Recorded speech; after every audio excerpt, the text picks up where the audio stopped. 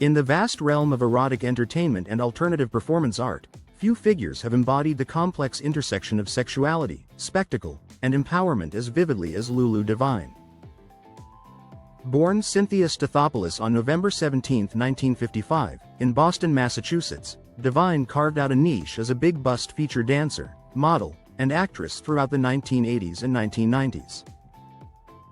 While her career may at first glance seem confined to the margins of entertainment, Lulu Devine's persona and public presence played a crucial role in shaping perceptions of body image, female sexuality, and countercultural performance in late 20th century America.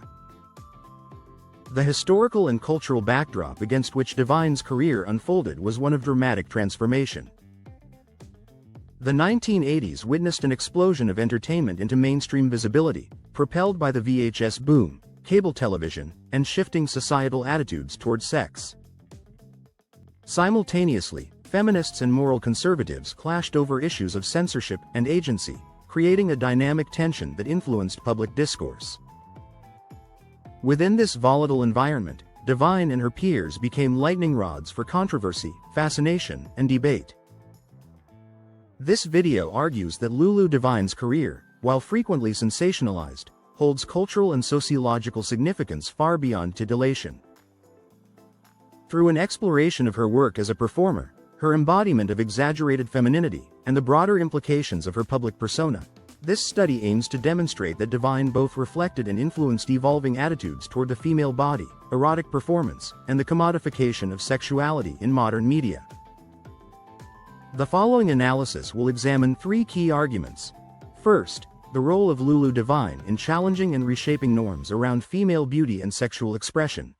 Second, her contributions to the legitimization of performance as a form of entertainment and personal empowerment. And third, an assessment of counter-arguments regarding objectification and exploitation, which will be addressed and refuted. Through this structure, they will illuminate the lasting relevance of a figure often relegated to cultural footnotes. The first notable aspect of Lulu Devine's cultural impact lies in her unapologetic embrace of a hyper-feminine, exaggerated aesthetic. At a time when conventional beauty standards were shifting from the waifish look of the 1970s to the athletic bodies popularized by the fitness boom of the 1980s, Devine represented an alternative ideal. Her physicality, accentuated by surgically enhanced features, challenged mainstream norms and presented a radical form of body positivity for an audience that found empowerment in visibility. Devine's decision to augment her body, rather than conceal or conform, was a conscious act of self-stylization that resonated with fans and critics alike. In interviews, she frequently discussed her image as a business decision and a form of creative expression. By positioning herself not as a victim of industry demands but as a participant in crafting her persona, Devine pushed back against reductive portrayals of performers as passive objects. Her popularity on the feature dancing circuit and in films underscored a broader cultural appetite for bodies that deviated from mainstream ideals. This appetite was not solely voyeuristic, it also included elements of admiration, desire, and identification.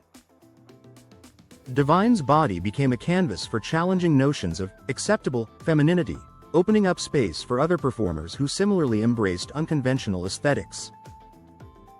In this way, Devine played a formative role in expanding the vocabulary of beauty and sexuality available to American audiences. Lulu Devine's career also contributed to the legitimization of erotic performance as a legitimate form of entertainment and personal empowerment.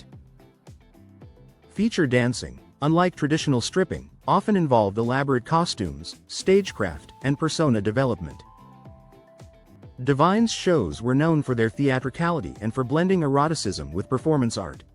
Her stage presence, coupled with her strategic self-promotion, helped elevate feature dancing into a lucrative and respectable niche within the entertainment world.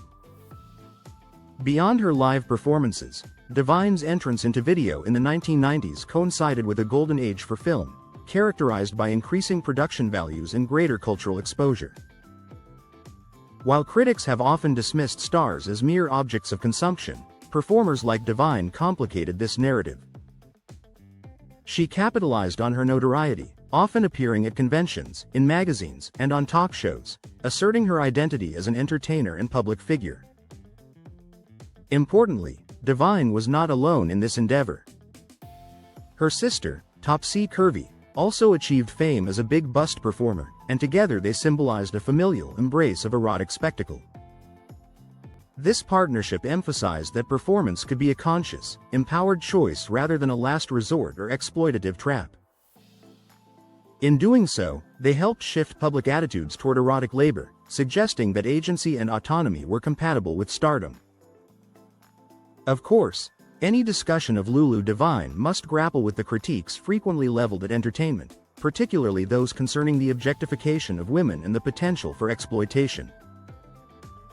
Feminist scholars and activists have long debated whether performers like Devine are victims of a patriarchal industry or agents of their own empowerment. While these concerns are not without merit, they often oversimplify the diverse realities of performers. Devine's career offers a compelling case for nuance. Far from being a passive participant, she demonstrated control over her image, career trajectory, and financial prospects. Her public appearances and interviews reveal a woman acutely aware of the cultural capital she wielded and how to leverage it. Moreover, objectification, as philosopher Martha Nussbaum and others have argued, is not inherently negative when it involves mutual consent and benefits all parties. Devine's fans engaged with her persona in a variety of ways, not only as consumers but as admirers and supporters. The parasocial relationships she cultivated helped humanize performers and reduced the stigma around work. The framing of performers solely as victims ignores the complex motivations that lead individuals into such careers. Devine's own statements and the trajectory of her success suggest that, for her, erotic performance was not merely a means to an end but a chosen path that offered autonomy, recognition, and satisfaction. This perspective forces a re-evaluation of moralistic critiques that fail to account for personal agency. Lulu Devine's career, though often sensationalized or dismissed, provides a valuable lens through which to explore critical themes in modern American culture.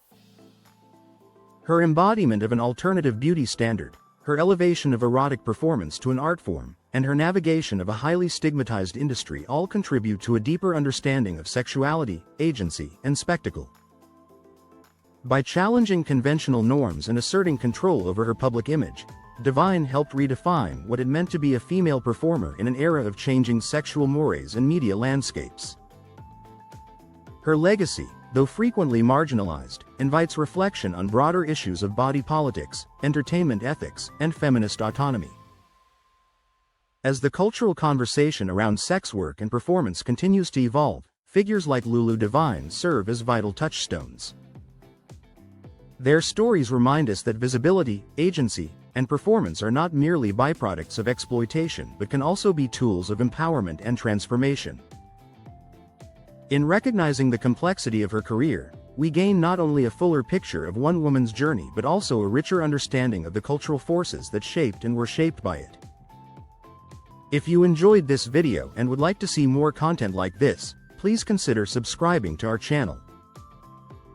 By subscribing, you'll be notified when we upload new videos. Thank you again for watching, and I look forward to seeing you in our next video.